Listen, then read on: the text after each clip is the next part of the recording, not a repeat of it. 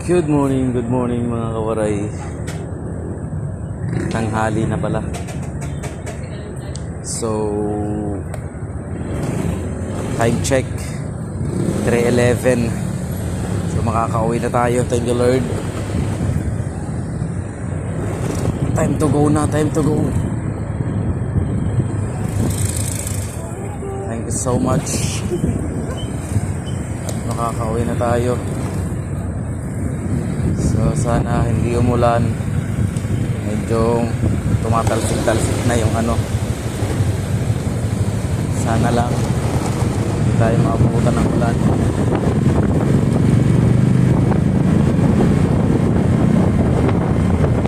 Medyo malamig na yung hangin. Pero siyempre bibiyahin na rin tayo kahit hindi nalala mamaya pa. Wala na yung budget natin, masasite na tayo, kaya kailangan na naman mag-sideline kay Tita Lala. Kailangan natin si Tita Lala para sa mga other gastusin natin. So hopefully hindi siya ulan ngayon para makaano tayo, makabiyahe tayo. Kanina pa to ganito, kanina umaga pa, pero hindi siya umuulan. Ganito lang siya. Sana tuloy-tuloy para hindi na kailangan ng ano, hindi na kailangan ng kapote, hindi na kailangan ng jacket kasi makulim-lim. Wala umaga, ganito na siya. Sana makisama ang panahon para makabiyahe sa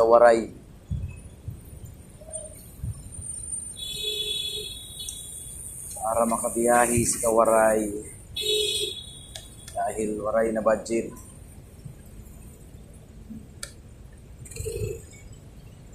Sasait na ang budget ni Kawaray.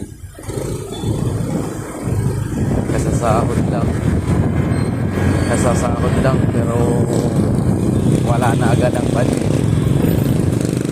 My goodness.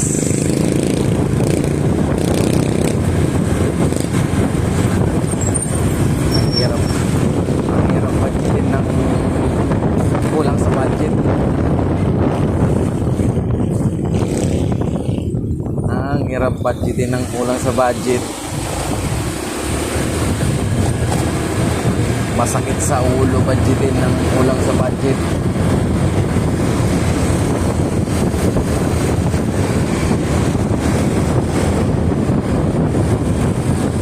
Sa ulo laging tapos ang budget.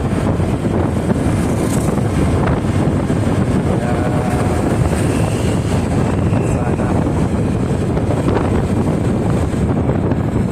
umubos ang ulan. Sana ganito lang para biyahay.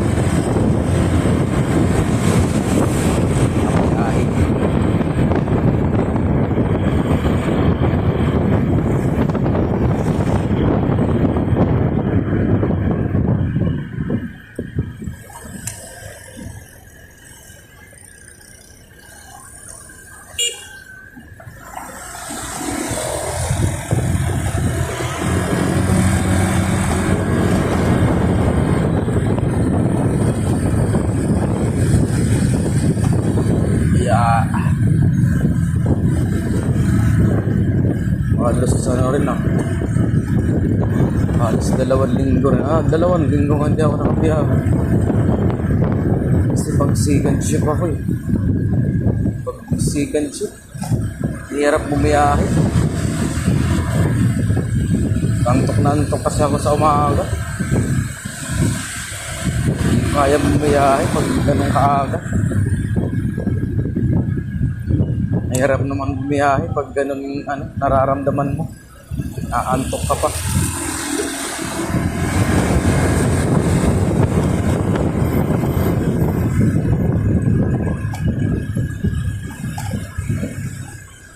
Imbis naghahanap buhay, iba yung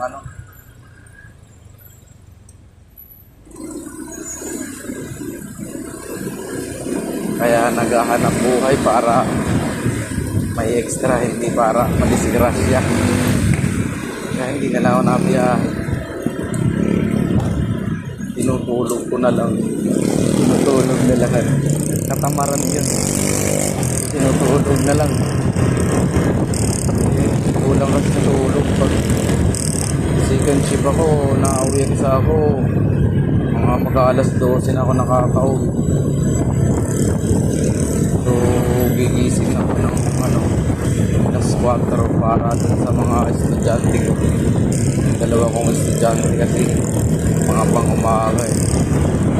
Yung grade 9 ko at saka yung grade 7 pang-umaga parehas. So, kailangan ko silang isipin, kailangan ko silang hindi naman nasipasulit. Parang na kung ano man sa mga gagawin nila. So yun, siyempre maaga gising. Alas 4 gising na, tutulog ka. Tutulog ako ng mga taon na pasado. Siyempre hindi natulog yun. Tulog ka agad. Hindi ka naman magigabang, hindi ka naman makakatulog ka agad. 30 to 1 hour pa bago ka talagang mahihilay ng tulog yan. So, sarapan na ng tulog yung alas 4. Kaya, ang hirap. Hindi ako nakakabiyahe. Ang hirap pa din ng oras pa. At dalawang din ako hindi nakabiyahe. Pang second shift ako. Kung second shift hindi na ako nakabiyahe. Pag first shift ako yan, maganda-ganda. Everyday ako nakakabiyahe pag ganito. Kasi okay lang. Basta hindi lang ulan yan. Hindi ulan, nakakabiyahe ako yan araw-araw. Para pag umulan, yan talaga yung pinaka-hates ko. Pag ganyan na ulan. Siyempre, pagod na yung mga mga binti ko eh. Tapos mapapasa pa ng ulan, kaya ayaw kong mabasa. Kaya nananakit na yung talampakan ko pag gano'n. Kasi minsan nababasa sa ulan. Kailangan naman, patilahin mo talaga. Kahit patilahin mo, yung kalsada, basa. Kaya mababasa talaga yung paa mo. So, yun talaga yung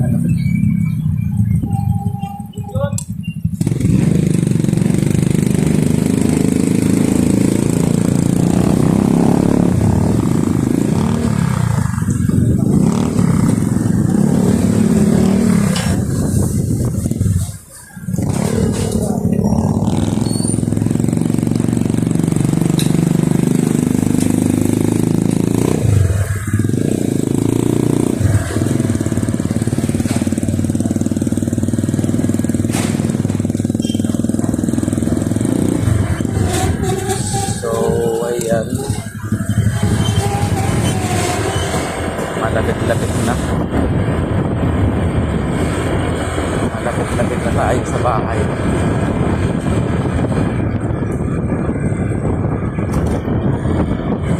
Wala nang 1 kilometer.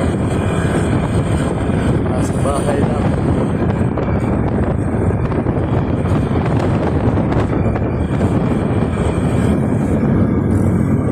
So, sana lang hindi umulan.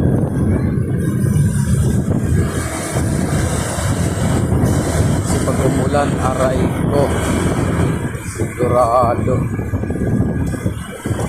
may paglalagyan pag umulan.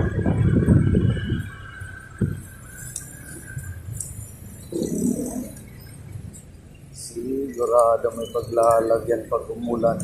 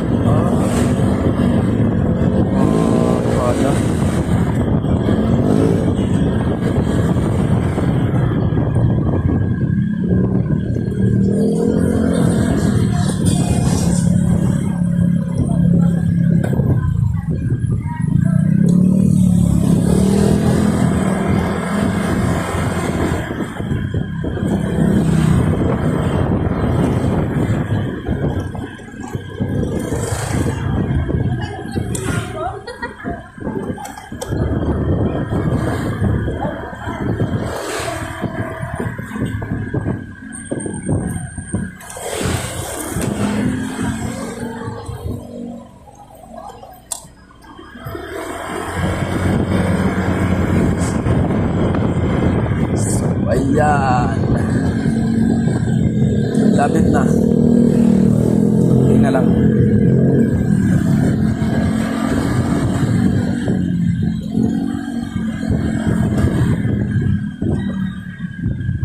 Konti na lang, konti. Dalawang kanto na lang.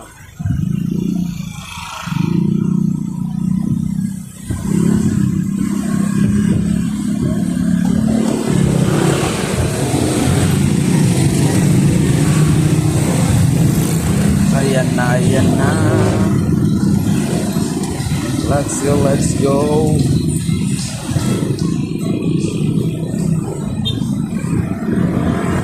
There we go.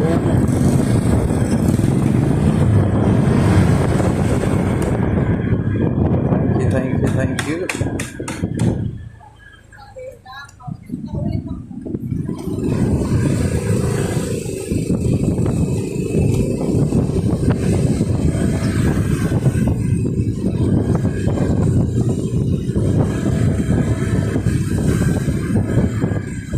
Nandito na ako sa aking parkingan. Thank you, thank you. Thank you for watching. Thank you so much.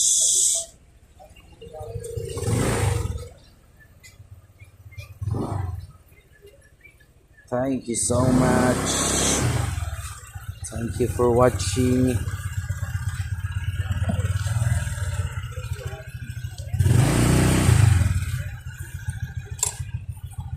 Thank you, thank you.